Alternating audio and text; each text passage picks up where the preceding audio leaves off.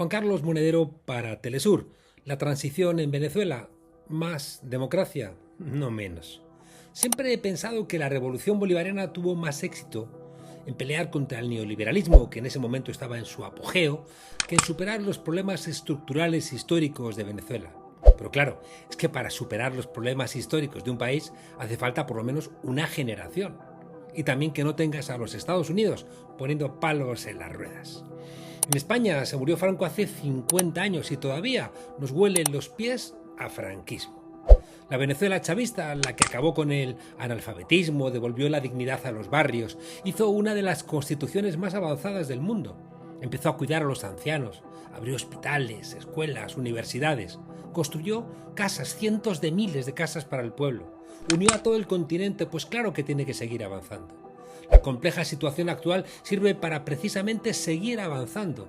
Y avanzar no significa, como pretende la oposición, que no ha sido capaz de ganar nunca, apenas, elecciones en el país, desmantelar los logros alcanzados, sino todo lo contrario. Andan los politólogos, los mismos, que han estado enredando durante décadas con la mentira de que la democracia norteamericana era el ejemplo de democracia para el mundo.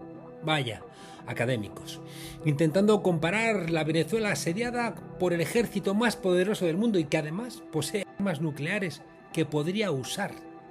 Pues la comparan con la España de la transición, intentando encontrar justificaciones ¿para qué? Pues para ocultar el hecho incontrovertido y más relevante que el presidente constitucional Nicolás Maduro y la diputada y primera dama Silvia Flores han sido secuestrados por otro país en una declaración de guerra de facto, aunque la ruptura del cacareado mundo basado en reglas no ha hecho necesaria esa declaración que un senador norteamericano echaba en cara al secretario de Estado Marco Rubio diciéndole: es que si un país invadiera a Estados Unidos y secuestrara a nuestro presidente y a la primera dama, ¿no sería un evidente caso de declaración de guerra?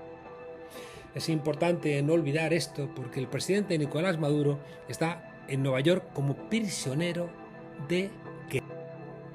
Digo que estamos jugando con la idea de la transición para intentar borrar de un plumazo el pasado bolivariano y también la victoria electoral de Chávez en 1998, pese a todos los intentos en aquel momento de Estados Unidos, con la entonces secretaria de Estado Madeleine Albright como ejecutora, la Marco Rubio, de Clinton, para impedir esa victoria.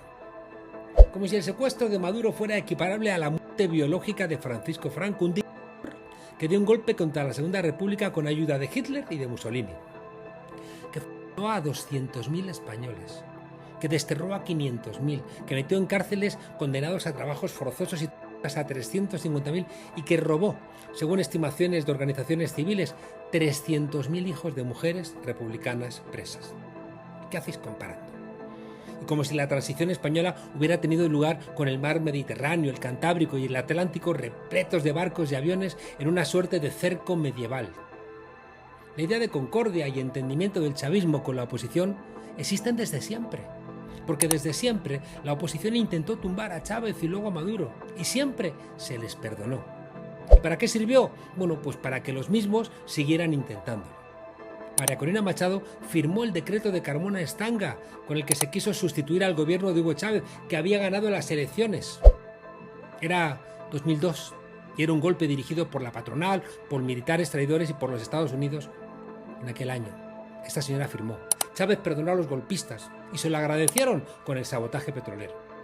La amnistía de la transición española era para los demócratas antifranquistas que habían luchado contra una que nació de la mano de Hitler y de porque ser antifranquista en España es una obligación de cualquier demócrata, igual que ser antinazista. Pero los antichavistas, que han terminado en la cárcel, lo son por haber ejercido la o pretender acabar con gobiernos que han nacido de las urnas y de la Constitución. Y conforme la amnistía en España fue un logro de los demócratas, mientras que la amnistía en Venezuela es un ejercicio, otra vez, de una enorme generosidad del chavismo, en un contexto de amenaza constante contra la vida de los venezolanos. Pues que ya nos hemos olvidado del infierno que cayó del cielo el 3 de enero. Nos hemos olvidado de los 120 de las lanchas hundidas y los asesinados con misiles o de los barcos petroleros secuestrados.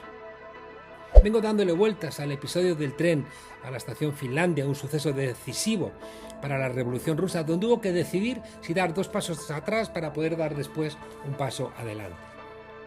Ese momento fue narrado espléndidamente por Edmund Wilson, un socialdemócrata, en La Estación Finlandia, un libro de 1940. Ahí se resume un dilema estructural de la izquierda: cómo actuar en la historia real sin quedar paralizados por la pureza ideológica.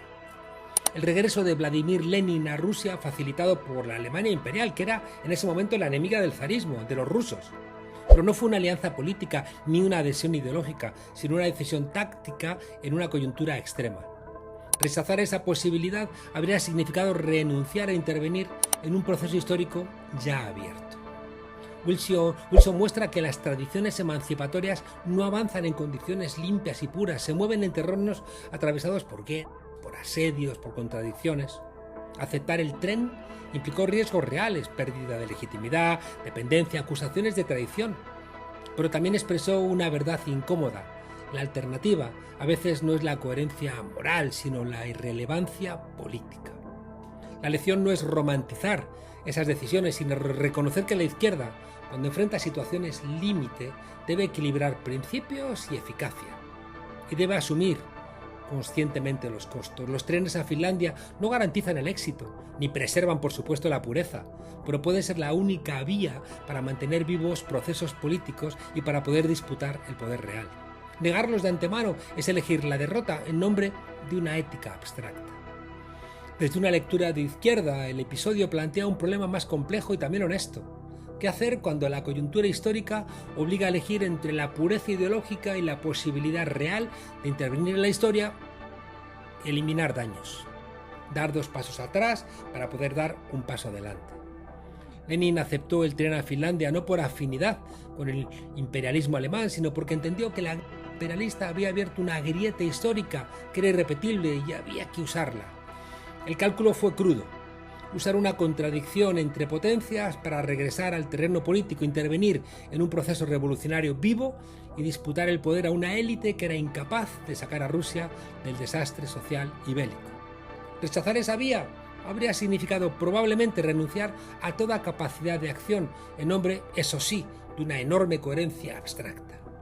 Y aquí emerge un dilema recurrente para la izquierda: el riesgo de aceptar ayudas, mediaciones o condiciones impuestas por actores que no comparten o que incluso combaten el proyecto emancipador, con el riesgo de que puede erosionar legitimidad, abrir flancos morales, generar divisiones y generar dependencias futuras. Y la necesidad en contextos de asedio, de guerra o bloqueo, donde negarse a toda negociación impura puede equivaler a dejar intacto el orden que se pretende transformar y que para eso se hace la política. El tren a Finlandia no es entonces una anécdota de traición, sino una metáfora política. Representa el momento en que una fuerza de izquierda debe decidir si prioriza la supervivencia y la intervención histórica, aun pagando costos simbólicos o reales, o si se repliega a una coherencia que, aunque moralmente impecable, resulta políticamente estéril. La lección incómoda es que los procesos emancipatorios no avanzan en condiciones ideales, ya quisiéramos. Se mueven en terrenos contaminados por relaciones de fuerza desiguales, por presiones externas, por decisiones contradictorias. La izquierda, que aspira a transformar la realidad, debe aprender a navegar esas contradicciones sin perder de vista su horizonte, sabiendo que cada tren a Finlandia implica un equilibrio precario entre táctica y principios. Tomar demasiados trenes a Finlandia, cuidado, puede acabar con el propio proyecto. Aceptar esos trenes no garantiza el éxito. La historia también muestra cómo esas concesiones pueden volverse contra el proyecto original, pero rechazarlos de antemano puede condenar a la izquierda a la irrelevancia política, incapaz de disputar el poder real y de mejorar materialmente la vida de las mayorías. En ese sentido, el desafío no es negar la contradicción, sino hacerla consciente, debatirla y asumirla colectivamente, sabiendo que la historia rara vez ofrece, como decíamos, caminos limpios para quienes intentan o intentamos cambiarla. América Latina se está llenando de obligatorios trenes a Finlandia, que pasan por Caracas, por Bogotá, por Brasilia, por Ciudad de México, donde los dirigentes tienen que ganar tiempo a la espera de que las, por ejemplo, elecciones intermedias en Estados Unidos en noviembre de 2026 frenen o al menos le quiten la antorcha de la mano al presidente Trump, que ya tiene suficientes problemas dentro de su casa.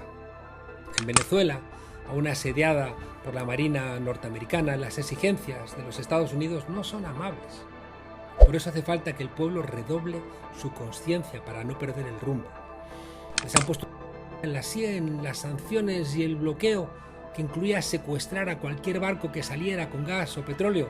No les ha dejado mucha alternativa. Porque ¿cuál era la alternativa?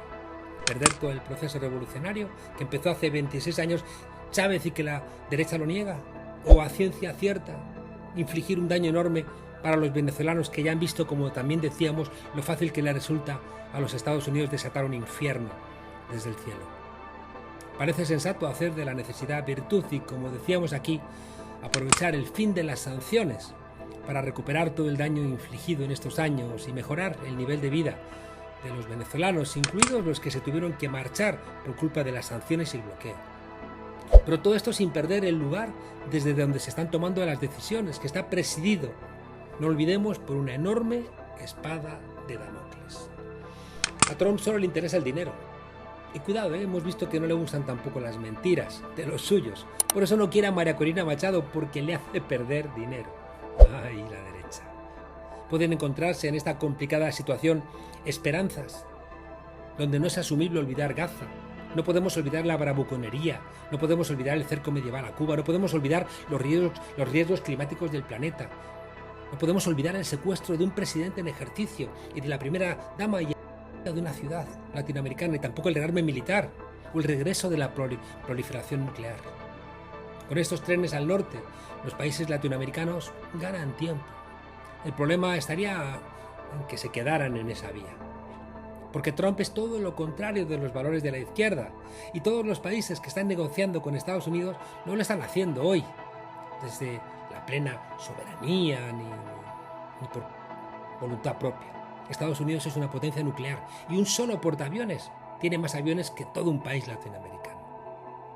La soberanía hoy pasa, como decíamos, por redoblar la conciencia popular y trabajar para la unidad latinoamericana, porque si hoy estuviera fuerte y viva esa unidad latinoamericana, otro gallo cantaría. Y por eso le molesta a Trump Naciones Unidas, y le molesta la CELAC, y le molesta la UNASUR, y le molesta la Unión Europea. Los cambios en Venezuela deben estar pensados para ahondar en el proceso democrático que empezó Hugo Chávez. No puede haber cambios si la oposición sigue pensando en términos golpistas, o si pretende, como le ocurre a muchos de ellos, que Estados Unidos les haga el trabajo que ellos son incapaces de lograr en las urnas. Los cambios que permiten que un país avance son cambios de conciencia, que logren a su vez gobiernos más eficaces, que logren a su vez una paz social guiada por la libertad y por la justicia social. Y no olvidemos nunca que los trenes a Finlandia son solo eso, trenes a Finlandia.